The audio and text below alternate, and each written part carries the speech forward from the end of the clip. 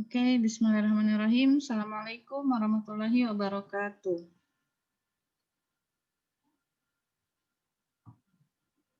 Ya, alhamdulillah, salatu wassalamu ala rasulillah ba'ad. Kita masuk ke pertemuan kelima ya. Kita akan membahas tentang certainty vector, masih lanjutan dari ketidakpastian berbasis rule ya. Jadi ini adalah metode yang bisa kita gunakan ketika menghadapi kasus ataukah objek penelitian yang kita mau rancang atau kita mau bangun, yang mungkin dalam analisis informasinya itu ada jawaban yang seperti ini, ya, ada jawaban mungkin, kemungkinan besar, hampir pasti, ya, jadi seperti itu. Lebih dari jawaban ya atau tidak, seperti itu. Nah, jadi certainty vector bisa kita terapkan pada kasus yang seperti itu, yang jawabannya ada antara ya dengan tidak, ya. Kan selama ini kalau kita belajar logika, jawabannya cuma dua kan, yaitu jawabannya atau jawaban tidak. Nah, kalau ada di antara jawaban tersebut, dia hampir ya atau mungkin hampir tidak, maka itu certainty vector sangat diperlukan dalam metode tersebut. Nah, jadi itulah alasan kenapa ada metode certainty vector, atau bahasa Indonesianya adalah faktor kepastian.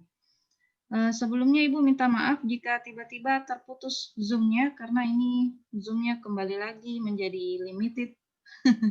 Iya, entah ini kenapa kebijakannya.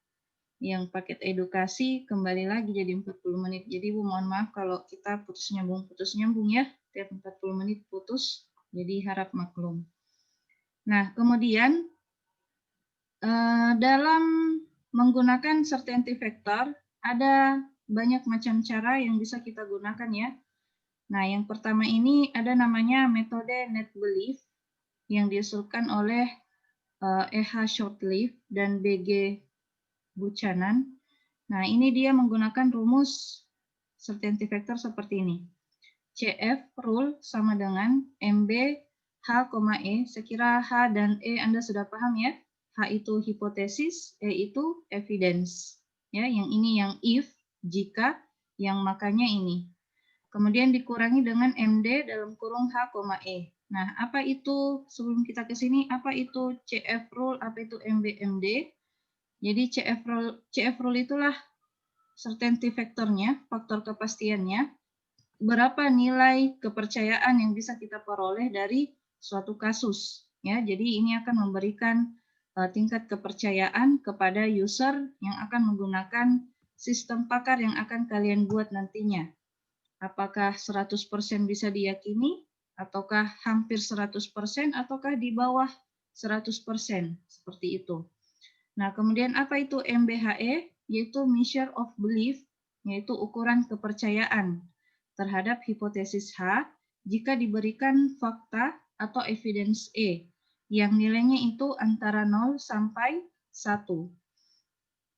Kemudian MD, yaitu measure of disbelief, ukuran ketidakpercayaan terhadap evidence, misalnya ini, terhadap hipotesis H jika diberikan evidence E. Ya, nilainya antara 0 sampai 1. Kemudian ya, kita masuk ke di bawahnya ini. Nah, kemudian dari rumus 410 ini bisa kita gunakan untuk perhitungan MB dan MD-nya. Kita menggunakan dua rumus sebagai berikut. Jadi jika pH-nya sama dengan 1, maka langsung aja diberikan nilai MB itu 1. Ya, tapi kalau selain dari 1, maka kita menggunakan rumus ini. Max, itu max artinya mengambil nilai maksimal, ya, nilai maksimal dari beberapa nilai yang ada di dalam max tersebut. Max dalam kurung probabilitas H syarat E, probabilitas H dikurang probabilitas H dibagi max ya antara 1 dengan 0 dikurang probabilitas H.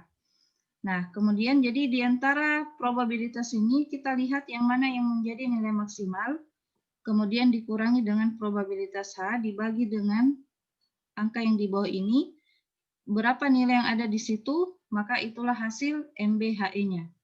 Begitu juga dengan MDHE. Cuman kalau MD, measure of the disbelief-nya, kita menggunakan rumus min, ya, minimum. Mencari nilai minimum dari probabilitas antara probabilitas H syarat E dengan probabilitas H. Seperti itu. Nah, kemudian apa itu probabilitas H? Yaitu probabilitas kebenaran hipotesis H, kemudian probabilitas H syarat E, ya, probabilitas bahwa H benar karena fakta E. Nah, kita lihat ini ada contohnya.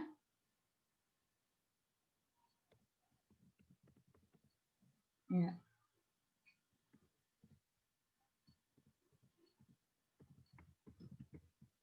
Oke, contoh 4.8. Seandainya ini tentang penyakit kelamin ya, ada seorang pakar atau dokter spesialis penyakit kelamin menyatakan bahwa probabilitas seseorang berpenyakit fimosis adalah 0,02.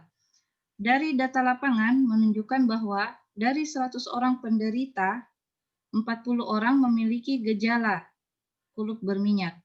Nah, dengan menganggap H, hipotesisnya itu adalah fimosis, dan evidence itu atau fakta itu kulit berminyak, maka hitung faktor kepastian bahwa fimosis disebabkan oleh adanya kulit berminyak. Nah, itu maksudnya kita disuruh hitung berapa persen faktor kepastiannya ini penyakit fimosis yang disebabkan oleh adanya fakta atau gejala kulit berminyak. Nah, kita lihat ini H itu fimosis ya, jadi pH-nya itu atau pH fimosisnya adalah 0,02 sesuai yang ada dalam soal.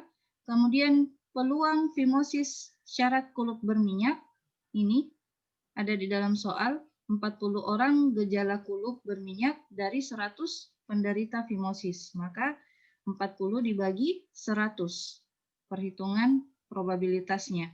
Kemudian sama dengan 0,4. Nah, kemudian kita hitung MB-nya menggunakan rumus yang sebelumnya tadi, max dalam kurung probabilitas H syarat E, probabilitas H dikurang probabilitas H dibagi ya sesuai dengan rumus yang tadi ya. Kemudian max dalam kurung masukkan maki nilainya. Probabilitas HE tadi adalah 0,4, probabilitas H tadi adalah 0,02. Tutup kurung, kurang probabilitas H yaitu 0,02 dibagi. Nah, ini nilai max antara 1 dan 0 ya, pas ini 1 ya, yang nilai maksimum atau nilai tinggi di antara 1 dan 0 adalah 1. Kemudian dikurang dengan pH yaitu 0,02. Nah, berapa nilai max antara 0,4 dengan 0,02? Yang mana nilai tertinggi di sini? 0,4. Iya, maka yang keluar nanti nilainya adalah 0,4 dikurang 0,02 dibagi 1 kurang 0,02 sama dengan 0,39. Jadi ini dikurang dulu, ini juga dikurang dulu, hasil pengurangan masing-masing baru dibagi. Hasilnya 0,39. Jadi MBHE kita dapatkan 0,39. Selanjutnya MDHE-nya sama dengan kalau tadi MB kita pakai fungsi max, maka MD, measure of disbelief-nya kita pakai fungsi min, minimum, mencari nilai minimumnya. Ya, menggunakan hampir sama dengan rumus yang tadi, yang diganti cuma max-nya menjadi min. Kemudian masukkan nilainya, yang berubah nanti di pengambilan nilai min ini, min. Nilai terkecil di antara 1 dan 0 adalah 0. Ya. Kemudian nilai terkecil di antara 0,4 dan 0,02 adalah 0,02. Maka 0,02 dikurang 0,02 adalah 0 dibagi sekian, 0 dibagi berapapun itu pasti hasilnya 0. Nah, masukkan maki rumusnya tadi. Bagaimana rumusnya tadi CF? MB dikurang MD. Ya. Maka masukkan nilainya MB 0,39, MD 0, maka hasil CF-nya adalah 0,39 dikali nanti pada kesimpulannya nanti di bawah kalian kali 100%. Maka apa tadi? Apa tadi pertanyaannya? maka faktor kepastian bahwa fimosis disebabkan oleh adanya kulup berminyak sebesar 39%. Ya, langsung saja dikali 100%, hasilnya 39%. Nah, sampai di sini ada yang mau ditanyakan, Dek? Jadi kita dapatkan pada rule berikut, if gejala sama dengan kulup berminyak, if kulup berminyak, then fimosis. Nilai CF-nya adalah 0,39. Nah, jadi nanti masing-masing rule seperti itu. Ya. Nah, kemudian ini untuk cara misalnya kalau kalian tidak ada waktu untuk mewawancarai si pakar ya, kalian hanya langsung melakukan penelitian ke objek penelitian secara langsung, misalnya kepada pasien-pasien. Ya, kalau mau secara ringkas, ya silahkan lakukan cara kedua, yaitu mewawancarai pakarnya tersebut. Nah, nanti pakar sendiri itu yang akan memberikan nilai CF pada masing-masing rule atau kaidah produksi ataukah knowledge base yang kita berikan kepada si pakar. Nah, jadi kita ini ada tabel yang bisa kalian berikan kepada si pakar apabila jawaban dari rule ya, rule yang kita berikan, kaidah rule yang kita berikan itu jawabannya pasti tidak, maka nilai CF-nya minus 1,0. Jadi ini yang kita berikan kepada pakar. Jangan berupa angka seperti ini. Mereka tidak mengerti ya. Jadi jawaban ini yang kita berikan kepada pakar, yang mana dia mau pilih. Pasti tidakkah? Hampir pasti tidakkah? Ya. Ataukah kemungkinan besar tidak, mungkin tidak tahu, mungkin besar, kemungkinan besar, hampir pasti. Dengan nilai yang kita sudah susun sedemikian rupa. Nah, cuman untuk tabel uncertain term seperti ini bisa kita bikin sendiri ya berdasarkan hasil wawancara tak dengan si pakar. Apakah jawaban ini tidak terlalu banyak? Ya kalau dia bilang ini terlalu banyak ya kita bisa membuatnya menjadi ringkas mungkin. Kemudian Anda bisa mengatur sendiri certainty factor yang jarak antara jawaban satu dengan jawaban yang lain itu sama, ya selisihnya sama. Jadi jangan ada yang terlalu besar, jangan ada yang terlalu kecil jaraknya. Jadi Anda sendiri yang menetapkan bagaimana nilai certainty factor antara jawaban yang satu dengan jawaban yang lain. Yang jelas ketentuannya itu adalah nilainya antara minus 1, coba dilihat, dari yang terendah minus 1 sampai 1. Nah, ini ya. Adapun pembagiannya di dalam mau beda-beda 0, berapa poin itu terserah Anda, tergantung dengan kesepakatan Anda dengan si pakar berapa jawaban yang bisa didapatkan dari masing-masing rule atau rule yang kita berikan nanti kepada user seperti itu. Nah, kita lihat ini contohnya. Ya. Jika batuk dan panas, nah ini dari seorang pakar ya. Jika batuk dan panas, maka hampir dipastikan, jadi jawabannya itu seperti ini. Hampir dipastikan penyakitnya adalah influenza. Jadi dari pernyataan si pakar ini bisa kita buat menjadi sebuah rule. If batuk and panas, karena di sini dan, ya, and panas, then penyakit sama dengan influenza. Nah, kita lihat kalau apa tadi jawabannya? Hampir dipastikan. Berarti nilai CF-nya adalah, kita lihat di tabel, hampir pasti nilai CF-nya adalah 0,8. Nah, jadi nilai CF ini ditentukan oleh si pakar, bukan kita. Ya, seperti itu. Bisa dipahami, Dek? Bisa, Bu. Iya, oke. Nah, kemudian ini ada beberapa bentuk rumus-rumus CF yang bisa kita gunakan dalam menyelesaikan suatu kasus atau inputan yang dilakukan oleh seorang user, ya. Nah, misalnya jika seorang user itu memberikan jawaban pada lebih dari satu rule, maka kita bisa menggunakan perhitungan certainty factor gabungan, ya. Jadi ada rule 1, ada rule 2, ada rule 3, itu semua mungkin dia centang, maka kita akan menggunakan bentuk certainty factor gabungan. Nah, yang bagaimanakah itu? Kita lihat bentuk umumnya dulu. Ini jika E1, N, E2, jadi evidence 1 dan evidence 2 hingga evidence sekian, maka H. Nah, kemudian ada nilai CF-nya. Atau jika evidence 1 atau evidence 2 bla bla bla atau evidence sekian, maka H. Nah, ini sama-sama hipotesisnya, cuman berbeda bentuk logika di antara evidence yang satu dengan evidence yang lain. Kalau yang bentuk pertama ini dia pakai logika N, kalau bentuk yang kedua ini dia pakai logika OR. Nah, maka akan terjadi perbedaan nilai CF di dalamnya nanti, ya. Nah, bagaimana caranya? Kita lihat. Ya, yang pertama, ini adalah evidence E tunggal dengan hipotesis H tunggal juga. Nah, jadi ini agak mudah, Ji. Kalau seperti ini bentuk rule-nya, jika satu gejala dan satu hipotesa, maka CF rule-nya itu CFHE-nya sama dengan CF dari E dikali dengan CF dari rule tersebut. Ya, CF dari rule tersebut. Nah, contoh. Ya, lagi-lagi perhatikan bahwa CF rule itu ditentukan oleh seorang pakar. Nah, sementara yang bisa ditentukan oleh seorang user itu di CFE-nya, yaitu jawaban yang mana yang dia pilih. Misalnya itu pertanyaannya dia mau deteksi apakah dia influenza atau tidak, maka ditanyakan di dalam sistem.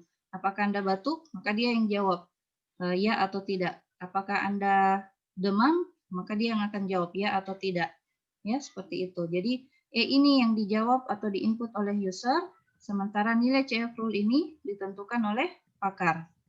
Nah, jadi kalau ini diinput oleh si user, maka nilai evidence CF evidence-nya tergantung dari jawaban si user atau pengguna saat berkonsultasi dengan sistem pakar yang Anda buat. Nah, contohnya jika hari ini terang, nah, di dalam sistem pakar itu nilai terang itu nilai CF-nya 0,4. Kemudian dan besok hujan, nilai CF-nya itu adalah 0,6 untuk hujan, maka CF besok hujan hari ini terang sama dengan, ya, karena ini cuma satu evidence dan satu hipotesis, maka rumusnya adalah CFE dikali CF rule, ya, tinggal dikali aja 0,4 dikali 0,6, maka hasilnya 0,24. Jadi rule ini yang satu ini nilai CF-nya adalah 0,24. Jadi kesimpulannya, jika hari ini terang, ini, maka tingkat kepastian bahwa besok hujan adalah 24%. Ya, kita jawabnya secara persentase aja, karena kalau nilai 0,24 ini agak kurang bisa dimengerti oleh user atau pengguna. Jadi kita pakai persentase di sini pada saat pengambilan kesimpulannya. Bisa dipahami untuk bentuk yang pertama, Dek? Satu evidence dan satu hipotesis. Bisa dipahami? Oke. Selanjutnya bentuk hipotesis yang bentuk CF yang kedua, yaitu evidence-nya ganda dengan hipotesis yang sama atau hipotesisnya tunggal. Nah, kita lihat di sini ada dua bentuk. Jadi kalau evidence gandanya itu menggunakan logika N, ini evidence 1 N, evidence 2 bla bla bla N, evidence sekian, dan H. Maka rumus yang digunakan menggunakan fungsi min. Ya, jadi kalau N gunakan fungsi min. CFHE sama dengan min dalam kurung dihitung yang mana nilai CF-nya yang terendah di antara evidence tersebut. Apakah CFE1 atau CFE2 hingga CFE sekian. Jadi dicari yang mana nilai terkecilnya ini di antara evidence tersebut. Dikali dengan CF rule, yaitu CFH ini, ya, CFH. Nah, kemudian bentuk yang kedua, evidence yang menggunakan logika OR. Nah, maka digunakan rumus fungsi max atau nilai maksimal atau nilai tertinggi. Jadi dicari nilai tertinggi di antara CF E1, E2 hingga E sekian. Lalu dikali dengan CF rule atau CFH tersebut. Nah, contohnya kita lihat. Jika demam, yang diketahui di dalam sistem kalau demam itu CF-nya adalah 0,4. Dan batuk, diketahui nilai CF-nya batuk adalah 0,2. Dan muntah, diketahui CF-nya muntah di dalam sistem adalah 0,7. Maka penyakit sama dengan TBC. Nah, diketahui CF rule-nya atau CFH dari TBC ini dalam sistem adalah 0,3. Maka berdasarkan rumus atau berdasarkan logika N yang digunakan di dalam rule tersebut, maka fungsi yang mana digunakan, Dek? Min atau max? Logika yang mana digunakan kalau fungsi yang mana yang digunakan kalau logika evidence-nya itu menggunakan N? Fungsi Min atau max? Min. Min ya? Iya, Bu. Ya, jadi penulisannya seperti ini. CF atau certainty factor dari TBC dengan syarat demam dan batuk dan muntah sama dengan kita menggunakan fungsi min. Min dalam kurung masukkan lagi nilai evidence ini masing-masing nilai CF-nya masing-masing evidence atau masing-masing gejala 0,4, 0,2, 0,7.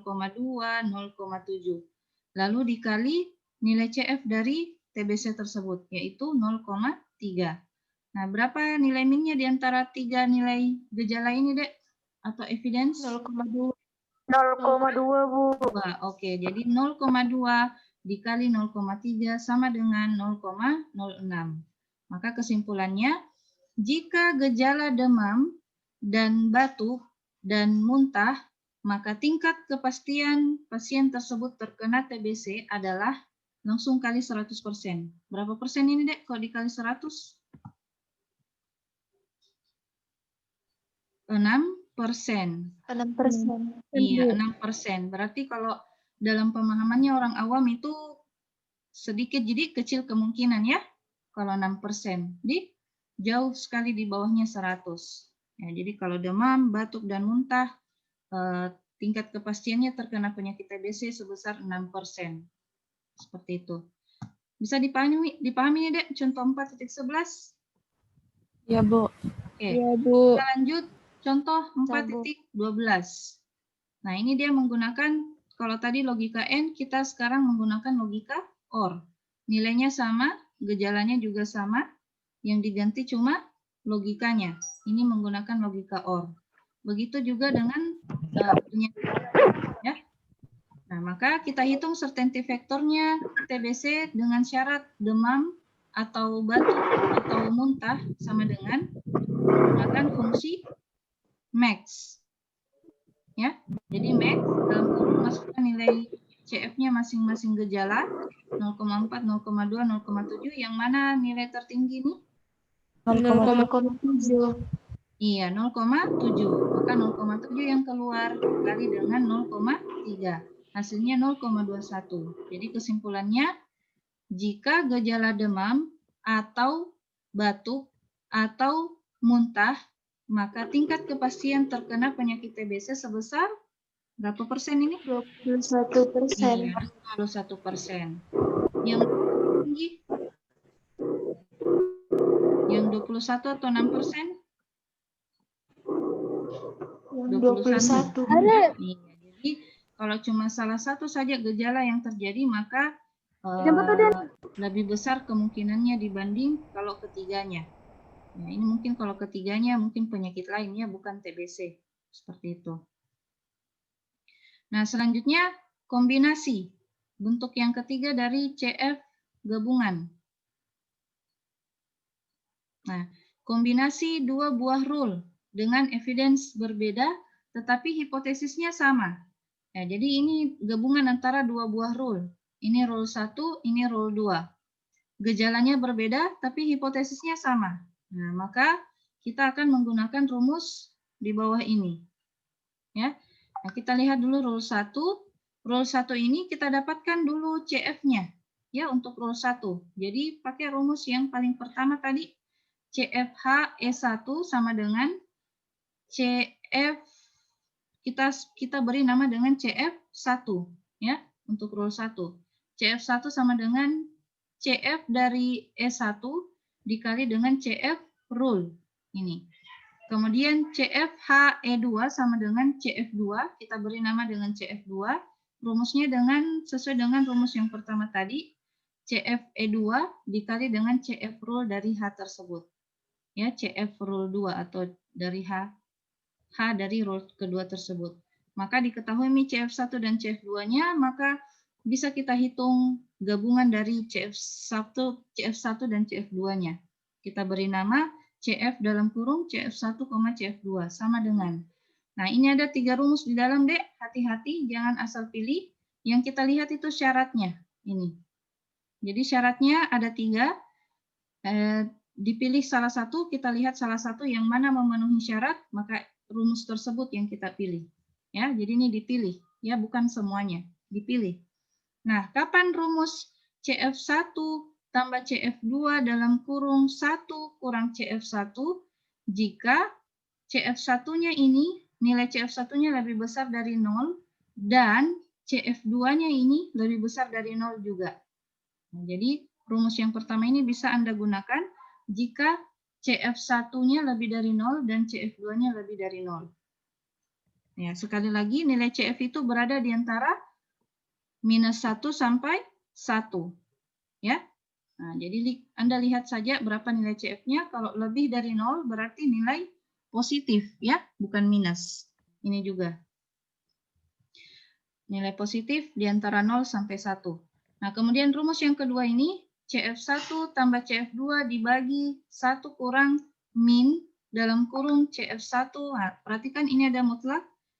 Mutlak CF1, mutlak CF2 berarti kalau di antara CF ini ada yang bernilai minus, maka dipositifkan. Ya, kalau ada nilai mutlak seperti ini, kalau ada di antaranya ini yang bernilai minus, maka dipositifkan. Ya, seperti itu. Lalu dicari nilai terkecil di antara kedua CF ini. Kapan rumus ini digunakan? Ketika CF1 yang di sini didapatkan hasilnya di bawah dari atau kurang dari 0. Berarti berapa itu, positif atau minus?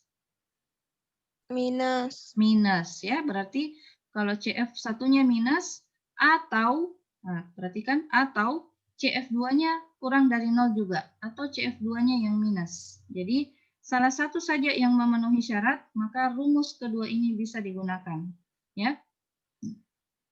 Nah, kemudian rumus yang ketiga, CF1 tambah CF2 dikali 1 tambah CF1 jika CF1 kurang dari 0 berarti minus dan CF2 kurang dari 0. Nah, berarti ini dua-duanya harus bernilai minus, ya, di bawah dari 0. Jadi CF1-nya dan CF2 harus dua-duanya minus. Maka gunakan rumus ketiga ini. Nah, kita lihat contohnya. Rule 1, jika batuk maka penyakit sama dengan batuk rejan. Nilai CF yang diberikan itu adalah 0,8. Jika demam dan penyakit sama dengan batuk rejan, nilai CF-nya adalah 0,6. Nah, hitung CF gabungannya antara rule 1 dan rule 2 ini jika CF batuk, ini CF batuk sama dengan 1 dan CF demam sama dengan 1. Nah, perhatikan Ki. Kemudian B, CF batuk sama dengan 1 dan CF demam sama dengan minus 1. C, CF batuk sama dengan minus 1 dan CF demam sama dengan minus 1. Nah, kita lihat pertanyaan yang pertama dulu. CF batuknya 1, CF demamnya 1. Berarti yang mana yang memenuhi? Sudah bisa diketahui ini untuk syarat yang tadi ini? Sudah bisa diketahui yang belum? Rumus 1. Rumus 1. CF1 lebih besar dari 0. CF1 itu yang mana kah? Yang mana di sini CF1? CF batuk. CF batuk itu CF1 ya? Coba perhatikan, batuk ini ada di if. Berarti itu adalah CF E1. Ya, bukan CF1. Perhatikan Kin, CF1. CF1 itu Iya, Bu, CF rule. Iya, berarti CF1 yang mana, Dek? dikali dulu dari ini.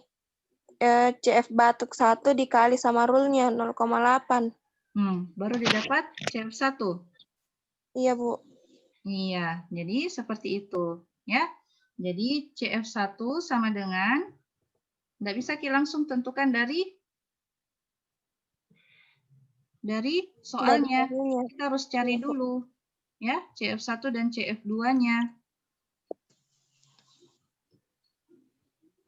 Nah, jadi CF1 sama dengan CF batuk 1 dikali CF rule 0,8. Jadi 1 kali 0,8 sama dengan 0,8. Nah, berarti ini di bawah 0 atau di atas 0? Di bawah, Bu. Hah? Di atas 0, di atas 0. Iya, lebih dari 0. Nah, sudah CF1-nya lebih dari 0. Selanjutnya CF2.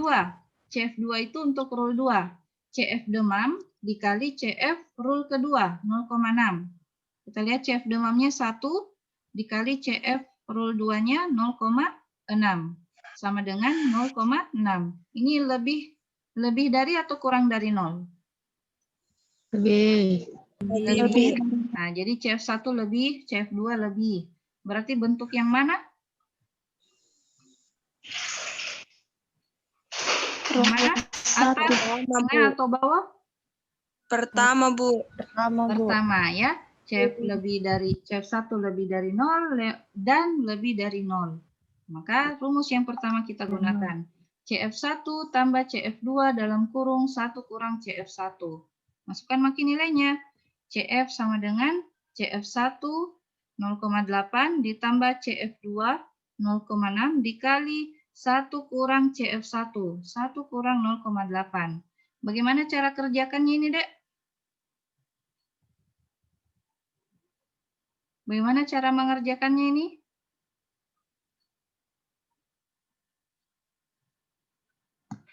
Yang dalam kurung dulu dikerja, Bu. Ya, yang dalam kurung. Iya, Bu. Ya, jadinya bagaimana?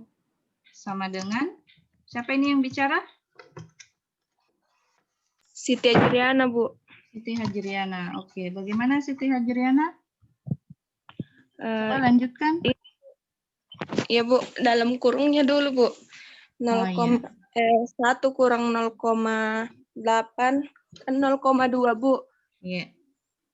Jadi di sini Terus 0,8 tambah 0,6 dalam 0,6. kurung. Berapa itu dalam kurungnya? Kalau dalam kurung dulu dikerja? 0,2, Bu. Iya, 0,2. Terus sama dengan ditambah 0,8 tambah 0,6, Bu. Sudah itu kali 0,2, Mi. Masa? Dari 0. Hajriana, Iya, Bu. yang mana duluan? Kali atau tambah? Kali, Bu. Kali. 0,8. Iya, ya. 0,8. Hajriana dikali dulu, Dek. Jadi 0,8 tambah, berapa ini? 0,6 kali 0,2? 0,12. 0,12. Nah, maka jawabannya berapa? 0,8 tambah 0,12? 0,92, Bu. Iya, jadi jawabannya 0,92. Bisa dipahami, Dek? Iya, Bu. Oke. Bisa, Bu. Ya. Bagaimana cara menghapusnya nih? Tunggu. Menghapus dulu. Kenapa malah mencoret? Nah. Oke. Kita lihat. Nah, ini yang bagian A sudah selesai. Sekarang bagian B. Bagaimana caranya bagian B? Masih kayak langkah pertama, Bu. Dikali Ya, dulu sama rule. dicari dulu CF1-nya dan CF2-nya. 2. Lalu dilihat nih hasilnya. Nah, kita lihat jawabannya di bawah. Nah, ini. Iya, terlalu jauh sih. Nah, CF1. CF batuk dikali CF rule 1. CF batuk tadi di pertanyaan adalah 1. dikali CF rule 1 0,8 sama dengan 0,8. CF2, CF demamnya itu tadi di pertanyaan adalah minus 1 dikali dengan CF rule 2 diketahui tadi dia di pertanyaan adalah 0,6, maka minus 1 kali 0,6 adalah minus 0,6. Nah, maka dilihat di sini, CF1-nya lebih atau kurang dari 0? Lebih, Bu. Oke, CF2-nya lebih atau kurang? Kurang. Kurang. Jadi ini lebih, ini kurang. Nah, berarti salah satunya yang kurang. Maka bentuk yang berapa yang memenuhi syarat? Rumus kedua. Ya, rumus kedua. Karena salah satunya yaitu CF berapa yang kurang dari 0? 2. CF2-nya. Nah, jadi karena ini pakai atau cukup salah satunya saja yang bernilai minus, maka rumus kedua ini yang kita pakai. Ya, pembagian. Lalu di dalamnya ada min. Kita masukkan lagi rumusnya. CF1 tambah CF2 dibagi 1 kurang min dalam kurung mutlak CF1, mutlak CF2. Berarti yang nilainya minus dikasih positif. Ya, kita lihat. CF1 0,8 tambah CF2 minus 0,6. Nah, tadinya tambah langsung diubah saja jadi kurang karena ini minus. Ya. Dibagi 1 kurang min dalam kurung CF1 mutlak 0,8 CF2 mutlak. Nah, karena dia minus maka langsung saja diubah jadi 0,6 Positif. atau positif, ya. Selanjutnya 0,8 kurang 0,6 adalah 0,2 dibagi 1 kurang berapa nilai minnya ini? Nilai minimumnya? 0,6. Iya, jadi di sini 0,6. 1 kurang 0,6. Bagaimana cara penyelesaiannya ini? Dikurangkan dulu yang bagian bawah, Bu. Iya, dikurangkan dulu bagian bawah. Jadi 0,2 dibagi 1 kurang 0,6 berapa? 0,4. Iya, 0,4. Lalu bisa dibagi 0,2 dibagi 0,4? 0,5. Cuma itu 0,5? Iya, Bu. Kan 0,05? Tidak, Bu. 0,5. Oke, 0,5 sudah. Jadi seperti ini ya penjabarannya. Nah, selanjutnya bagian yang ketiga. CF batuknya diketahui minus 1, CF demamnya minus 1. Dikali ke masing-masing rule 0,8, 0,6, hasilnya dua-duanya minus. Berarti dua-duanya kurang dari. Maka bentuk yang ketiga. Ya.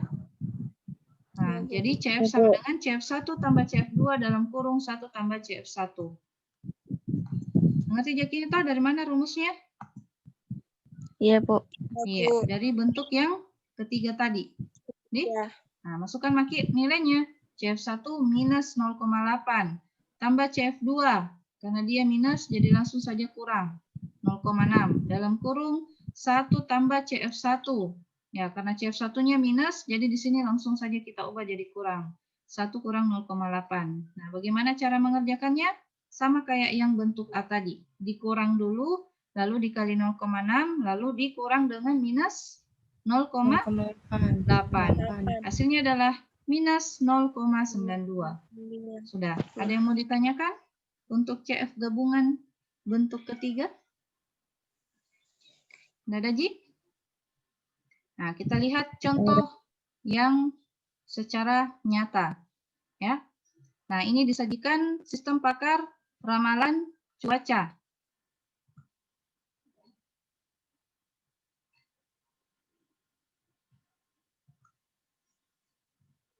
Jauh lagi. Stop nih, saya kasih turun lagi. Ya, sistem pakar ramalan cuaca. Seseorang berkonsultasi pada sistem pakar untuk mengetahui cuaca, apakah besok akan turun hujan atau terang. Sistem pakar ramalan cuaca memiliki knowledge base berikut ini. Jadi ini basis pengetahuan dari sistem pakar yang dibangun. Rule satunya, jika hari ini hujan, maka besok hujan. Nilai CF-nya itu 0,5. Nilai CF dari rule 1 ini 0,5. Sekali lagi, nilai CF ini ditentukan oleh siapa? oleh Pakar. pakar. Ya. Pakar. Mm-mm. Kemudian rule 2. Jika tidak hujan, maka besok terang. Nilai CF-nya adalah 0,5. Jika hari ini hujan dan hujan gerimis, maka besok terang. Nilai CF-nya 0,6. Rule 4. Jika hari ini hujan dan hujan gerimis dan suhu dingin, maka besok terang. Nilai CF-nya 0,7. Rule kelima. Jika tidak hujan, dan suhu hangat, maka besok hujan. CF-nya 0,65. Rule ke-6, jika tidak hujan dan suhu hangat dan langit mendung, maka besok hujan. CF-nya 0,56. Ya, perhatikan untuk jawaban tidak hujannya itu kita artikan sama dengan hari ini terang. Ya. Jadi kalau ada yang gejalanya terang, hari ini terang, maka itu adalah ini ya, not hari ini hujan. Seperti itu. Nah, kemudian bagaimana pertanyaannya? Ya, kita lihat dialog yang terjadi antara sistem pakar dengan pengguna atau user. Nah, untuk mendapatkan fakta-fakta dari pengguna berdasarkan rule ke-1, maka pertama kali sistem akan menanyakan kepada pengguna dengan pertanyaan sebagai berikut. Jadi ini sistem pakar, aplikasinya ya, aplikasi sistem pakarnya bertanya kepada user, bagaimana cuaca hari ini? Nah, maka si user itu menjawab antara ya atau tidak, ya. Maka nilainya itu antara 0 dengan 1. Jawabannya atau tidak, 0 dengan 1. Kalau dia jawab hujan, berarti CF-nya 1. Ya. Kalau dia jawab tidak, maka nilai CF-nya 0. Ya, seperti itu. Nah, jadi CF1 besok hujan. Jika hari ini hujan sama dengan masukkan nilai CF hujannya tadi ini 1 dikali nilai rule nilai CF yang ini tadi, nilai CF yang rule berapa ini? Rule ke berapa ini? Jika hari ini hujan, besok hujan. Rule ke 1. Ya, jika hari ini hujan, maka besok hujan. Berarti nilai CF rule 1 adalah 0,5. Maka dikali nih 1 dikali 0,5. Maka nilai CF1 berdasarkan tanya jawab dari user dan aplikasi adalah 0,5. Nah, dapat maki CF1 dimasukkan ke dalam basis data sebagai fakta baru. Jadi hari ini hujan sebagai evidence 1, besok hujan untuk CF hipotesis 0,5. Nah, selanjutnya kita melangkah ke rule kedua. Apakah hari ini tidak hujan? Bagaimana tadi? Berdasarkan jawabannya si user? Salah ya. Jadi rule kedua tidak dieksekusi, dilangkahi. Maka menuju ke rule ketiga. Jika hari ini hujan, maksudnya itu pertanyaan berikutnya itu akan dikaitkan dengan rule ketiga. Jadi diberikan pertanyaan lanjutan kepada user, yaitu hujan gerimis. Nah, maka aplikasi akan memberikan pertanyaan. Apakah hari ini hujan deras atau gerimis? Nah, apakah hari ini hujan atau gerimis? Rule ketiga ya. Jadi jawabannya iya atau tidak. Yang mana yang dia jawab? Ya, gerimis. Dia jawabnya gerimis. Maka nilai CF-nya adalah nilai CF untuk gerimis itu kan di mana? Gerimis. Hampir hujan ya. Jadinya nilai certainty factor-nya adalah 0,8 di bawah dari 1. Maka CF untuk gerimis kita lihat di CF3. Kenapa tiba-tiba CF3 ini? Mana CF2-nya? Ada yang menemukan CF2 di mana? Tidak ada, Dik? Ya, CF3 kayaknya, CF2 kayaknya ini, Dek. Nah, kita lihat CF berikutnya. Besok terang jika hari ini hujan dan gerimis.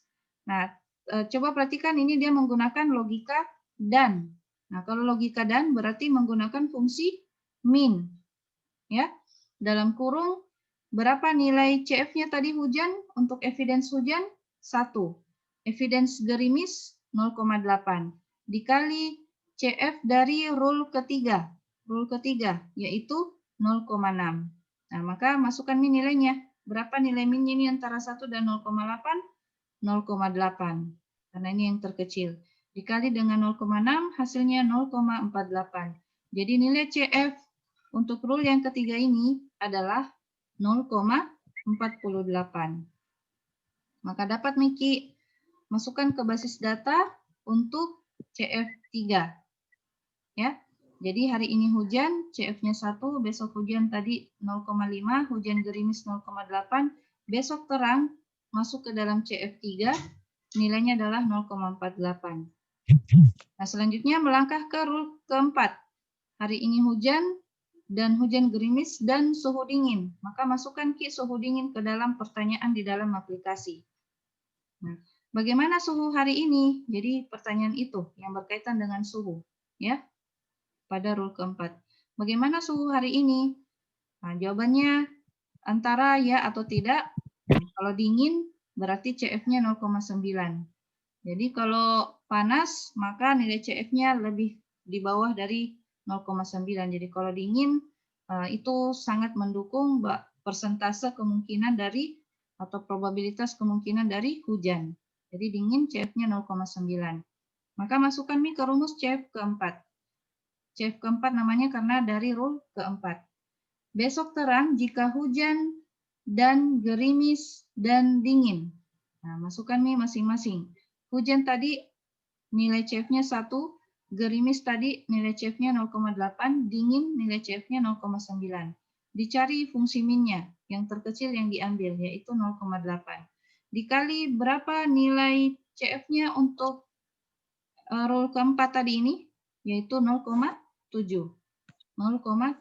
Jadi dikali 0,8 ke 0,7, 0,56. Maka didapatkan lagi fakta baru pada basis data, yaitu CF4 0,56. Nah ini.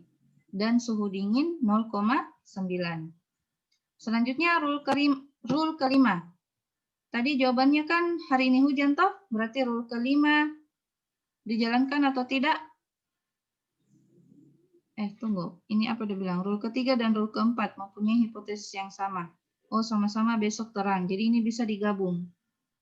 Nah, maka perhitungan CF gabungan kedua rule tersebut, kita lihat berdasarkan nilainya tadi CF3 berapa, CF4 berapa, sama-sama lebih dari 0. Ya, CF3 tadi didapat, CF3 tadi 0,48, berarti lebih dari 0. CF4 0,56. Ini besok terang, besok terang. Jadi kalau dalam basis datanya aplikasi sistem pakar itu, Dek, kalau ada hipotesis yang sama, maka ini dulu yang mau dileburkan jadi satu. Menggunakan rumus CF gabungan, ya. CF gabungan untuk hipotesis sama. Nah, kita lihat rule ketiga dan rule keempat tadi masing-masing lebih dari 0, maka menggunakan bentuk yang pertama. Rumus yang pertama, rumus CF gabungan yang pertama, yaitu CF3 tambah CF4 dalam kurung 1 kurang CF3. Masukkan nilainya CF3, CF4 dalam kurung 1 kurang 0,48, maka hasil untuk besok hujan, CF untuk besok terang adalah 0,77. Jadi berubah nih. Maka basis data yang baru untuk CF besok terang, yaitu hipotesis besok terang adalah 0,77. Tidak ada yang redundansi toh? Nah, jadi seperti itu penentuan basis data dalam aplikasi sistem pakar. Kalau ada yang redundansi hipotesisnya, maka dilebur jadi satu menggunakan rumus CF gabungan. Nah, sampai di sini proses berhenti. Kenapa berhenti? Karena rule kelima dan rule keenam tidak memenuhi syarat evidence yang satu, evidence pertama tadi, ya, yaitu hari ini hujan. Maka ini tidak dieksekusi, rule ke-6 juga tidak dieksekusi. Jadi cuma sampai di sini 0,77. Maka bisa disimpulkan bahwa jika hari ini hujan, apalagi evidence-nya gerimis dan suhu dingin, maka besok terang dengan tingkat kepastian yaitu 77. Kita bandingkan dulu sebelum disimpulkan ya, dibandingkan dulu besok hujan 0,5, besok terang 0,77. Jadi dua hipotesis ini dibandingkan. Yang mana yang lebih besar, maka itulah yang menjadi hasil keputusan akhir. Yang mana lebih besar, Dek? 0,5 atau 0,77? 0,77. Iya, 0,77. Jadi 0,77. yang akan menjadi kesimpulan atau output adalah besok terang. Ya. Jadi jika hari ini hujan dan gerimis dan suhu dingin, maka besok terang. Ya, lucu juga sih karena masa hari ini hujan terus suhu dingin dan gerimis besoknya hujan? Ya, apa boleh buat karena rule yang dibangun seperti itu. Jadi tingkat kepastian bahwa besok hari akan terang adalah 77%. Seperti itu. Bisa dipahami, Dek? Contohnya ini. Bisa? Mana jawaban tak? Tidak tidur, Jaki? Nah, kita lihat lagi contoh yang kedua. Bisa. Ya, contoh yang kedua ini sistem pakar diagnosis penyakit pada anak. Ya. Jadi penyakit pada anak khususnya pada anak ini ada infeksi saluran nafas, ada infeksi dada dan ada influenza. Jadi rule 1, jika demam dan batuk dan napas berbunyi, maka penyakitnya adalah infeksi saluran nafas. Nilai CF untuk rule 1 adalah 0,52. Rule kedua, jika demam dan batuk dan napas sangat cepat, maka penyakitnya adalah infeksi dada. Nilai CF untuk rule kedua adalah 0,45. Jika demam dan batuk dan napas megap-megap, maksudnya apa ya? Apa itu napas megap-megap? Ya kayak orang asma, maka influenza. CF-nya untuk rule ketiga ini adalah 0,74. Maka kita lihat bagaimana dialog antara sistem pakar dan user. Pertanyaan pertama yang diberikan kepada user, apakah Anda mengalami demam? Jadi jalannya itu selalu dari rule 1 ya. Apakah Anda mengalami demam? Jawabannya ya atau tidak, atau ada di antara ini. Ya atau tidak di antara ini ya. Kalau jawabannya ya, maka nilai CF-nya untuk ya adalah 0,7. Nah, selanjutnya, apakah Anda mengalami batuk? Nah, dijawab lagi ya. Maka nilai CF untuk batuk 0,3. Apakah nafas Anda berbunyi? Lihat, masih di rule ke-1 ya. Apakah nafas Anda berbunyi? Jawabannya cuma 2 ya atau tidak. Dia jawab ya, maka nilai CF-nya untuk nafas berbunyi adalah 0,6. Nah, masukkan Mi ke dalam rumus. CF1 dalam kurung infeksi saluran nafas dengan syarat demam dan batuk dan nafas berbunyi menggunakan, karena dia pakai logika dan, maka menggunakan fungsi min. Nah, masukkan rumusnya masing-masing evidence. Demam 0,7, salah ini, terbalik ya, 0,7 dulu. 0,7, lalu batuk 0,3, lalu nafas berbunyi 0,6. Yang mana yang terkecil? 0,3. Nah, dikali CF-nya rule 1, 0,52. 0,52. Dikalikan hasilnya 0,156. Jadi nilai CF1 ini dapatkan 0,156. Nah, kembali lagi bertanya pakar kepada pengguna atau user. Apakah kan ada tadi demam dan batuk toh? Sekarang nafas sangat cepat lagi pertanyaannya. Apakah Anda bernafas sangat cepat? Jawab ya atau tidak. Ya. Nah, maka nilai CF untuk nafas sangat cepat adalah 0,2. Masukkan Mi lagi ke dalam sini. CF2 untuk rule kedua tadi, infeksi dada. Infeksi dada jika demam dan batuk dan nafas sangat cepat. Karena pakai logika dan, maka menggunakan fungsi min. Masukkan Mi nilainya. Nah, lagi-lagi salah ini. Demam tadi 0,7, batuk 0,3, lalu nafas sangat cepat 0,2. Yang mana yang terkecil? 0,2. Jadi 0,2 dikali nilai CF dari rule kedua. 0,45. Kalikan Maki, hasilnya 0,090. Kemudian pertanyaan selanjutnya apa? Sudah ada demam, sudah ada batuk, nafas, megap-megap.